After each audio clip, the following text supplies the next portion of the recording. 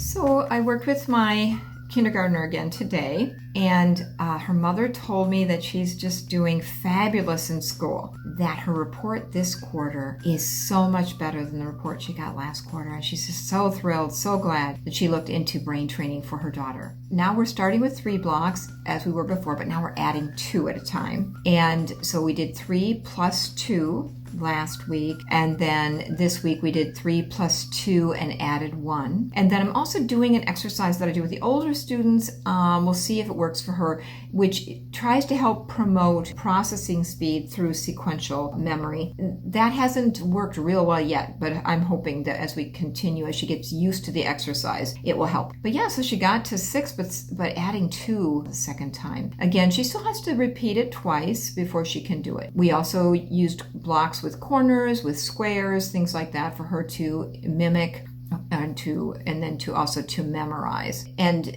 her spatial perception is definitely improving if she's 3D to 3D. So with the qubits game, she said today, please, can we not use the cards? And I had already planned not to use the cards, just to have her imitate mine. I found that if I use the green blocks and she has to imitate it in purple, even that is a little hard for her. So I'm just splitting it up. I'm using 2 green and 2 purple, and she's able to imitate it with 2 greens and 2 purples, and that seems to be working better for her. So if she had to use a card, this is what she'd have to look at and then build with the blocks, and that's pretty hard for her.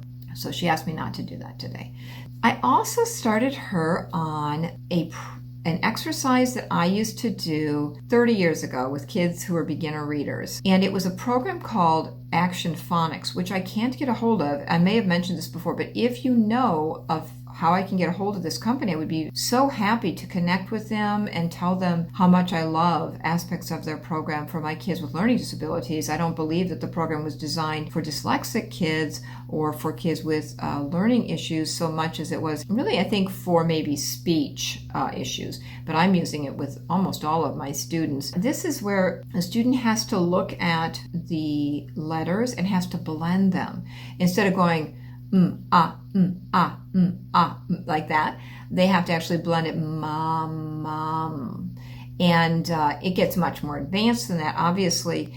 But I thought, her mom says she's trying to read everything. She's trying to spell everything. Let's get right into it. And so that went really well today. I was so pleased. And next time we'll move into the ma kinds of sounds and the ma. So still working on formation of letters using Peterson. We are working on the alphabet still. She's got it mostly down, occasionally skips a letter here and there, but now I'm adding in a component to layer it. So she's now having to clap, and then now we're cross-clapping words. A, B, and clapping our hands together. Now, interestingly, she starts with her left hand. So that would be an indicator that she might be left dominant. And I'm letting her pick which hand she uses when she writes. And she usually uses the right hand for writing, occasionally the left hand. But when she's using her fingers on the table, she'll use her left hand more often than her right. So I'm just kind of going to let it see what happens there as we try to balance the brain in general. We'll see whether she, kind of favors one side or the other. Okay, so that's pretty much it. We're up against Thanksgiving break, and we'll be back into it again in a week or so. Have a good one.